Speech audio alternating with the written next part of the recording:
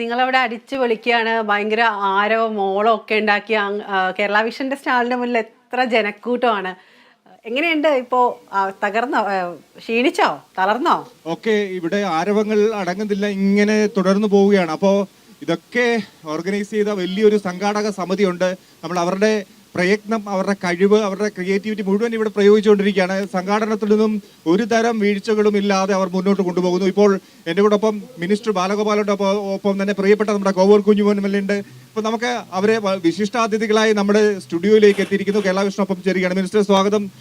Kovoor G സ്വാഗതം. Okay, എങ്ങനെ പോകുന്നു ഈ സംഘാടനം? ഇപ്പം 3 ദിവസം പിന്നിട്ടിരിക്കുന്നു. എങ്ങനെയാണ് ഈ കലോത്സവത്തെ താങ്കൾ കാണുന്നത്? എങ്ങനെയാണ്? വളരെ സന്തോഷകരമായ ഒരു പരിപാടിയാണല്ലോ ഇവിടെ നടക്കുന്നത്. ഈ കൂടി നിൽക്കുന്ന വലിയ ആൾക്കൂട്ടം അവർ തന്നെ പറയും എങ്ങനെയാണ് ഈ പരിപാടി. വളരെ നല്ല പരിപാടിയാണ്. കേരളത്തിലാകെ ഈ ഇതിന് വളരെ വലിയ അംഗീകാരമാണ്. പിന്നെ ഏറ്റവും വലിയ സന്തോഷമുള്ള കാര്യം, കേരളത്തിലെ ഏറ്റവും വലിയ മൈതാനമാണ്, ഇന്ത്യയിലെ ഏറ്റവും വലിയ മൈതാനങ്ങളിലൊന്നാണ് നമ്മുടെ ആസാം മൈതാനം. ആസാം മൈതാനം.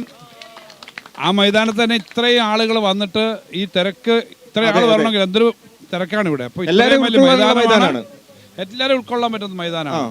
എന്ന് പറഞ്ഞാൽ ഇത് തിരുവിതാംകൂറിന്റെ കാലത്ത് തന്നെ അന്ന് വിമാനം ഇറങ്ങിയിരുന്ന വിമാനത്താവളം കൂടിയാണ്. ഇതൊരു എയർപോർട്ടായിരുന്നു അന്ന്. അപ്പം അത്രയും വലിയ പാരമ്പര്യമുള്ള സ്ഥലമാണ്. ഇപ്പോൾ ഇത്ര നന്നായിട്ട് നടത്താൻ പറ്റുന്നുണ്ട്. ടീമുകൾക്ക് പരമാവധി കുട്ടികൾക്ക് നന്നായി ആസ്വദിക്കാൻ കഴിയുന്നുണ്ടെന്നാണ് വിശ്വാസം. എല്ലാ കാര്യവും യഥേഷ്ടം എത്തിച്ചു കൊടുക്കാനുള്ള പ്രവർത്തനം സ്വാഗത സംഘം നടത്തുന്നുണ്ട്. ഇന്ന് തന്നെ 20,000-ലധികം ആളുകൾ ഭക്ഷണം കഴിച്ചു എന്നാണ്. ഏറ്റവും വലിയൊരു ഉത്തരവാദിത്വം ഉള്ളത് ഭക്ഷണം, ഇവരെല്ലാം കൃത്യമായി എത്തിക്കുക, കാര്യങ്ങൾ നടത്തുക.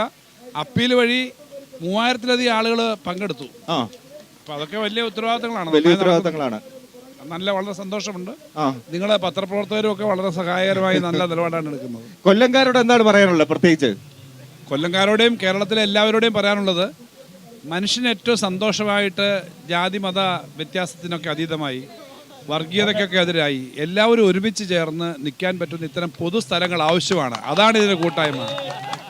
എല്ലാവർക്കും സന്തോഷത്തോടു കൂടി കൂടാൻ പറ്റുന്ന, എവിടെയും ആളുകൾക്ക് ഒരുമിച്ച് നടക്കാൻ പറ്റുന്ന, സമാധാനവും സന്തോഷമുള്ള ഒരു നാടുണ്ടാവുക. അതിന് ഏറ്റവും വലിയ പങ്കാണ് കലാകാരന്മാരും കലാപ്രവർത്തകരും നടത്തുന്നത്. അത് നന്നായി നമുക്ക് നടത്താൻ പറ്റണം. എല്ലാവരും ഒരുമിച്ച് പോകണം. ഓക്കെ, ഞങ്ങളുടെ കേരള വിഷനെ കുറിച്ചൊന്ന് പറഞ്ഞു. ഞങ്ങളുടെ വേദിയൊക്കെ എങ്ങനെയുണ്ട്? ഞങ്ങളുടെ സ്റ്റുഡിയോ, എന്തായാലും സ്റ്റുഡിയോ സന്ദർശിച്ചിട്ട് എന്ത് തോന്നുന്നു? കേരള വിഷൻ ആയതുകൊണ്ടാണല്ലോ ഞങ്ങൾ വിളിച്ചപ്പോഴേ ഇങ്ങോട്ട് വന്നത്. കാരണം കേരള വിഷന് ഒരു പ്രത്യേകതയുണ്ട്.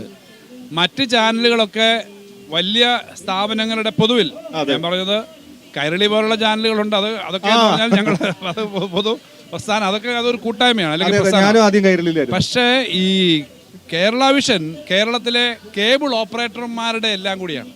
അപ്പോൾ ഇതിന്റെ പ്രവർത്തനങ്ങളിൽ എല്ലാ കാലത്തും ഞങ്ങളൊക്കെ സഹകരിക്കുന്നതാണ്. അപ്പോൾ ആയിരക്കണക്കിന് കേബിൾ ഓപ്പറേറ്റർമാർ, സാധാരണക്കാർ ചേർന്ന് ഉള്ള ഒരു സംഗതിയാണ്. അപ്പോൾ ജില്ലകളിൽ, സംസ്ഥാനത്ത് ആകെ ഒരു വലിയ ശൃംഖലയായി മാറാൻ ഇതിന് കഴിഞ്ഞിട്ടുണ്ട്.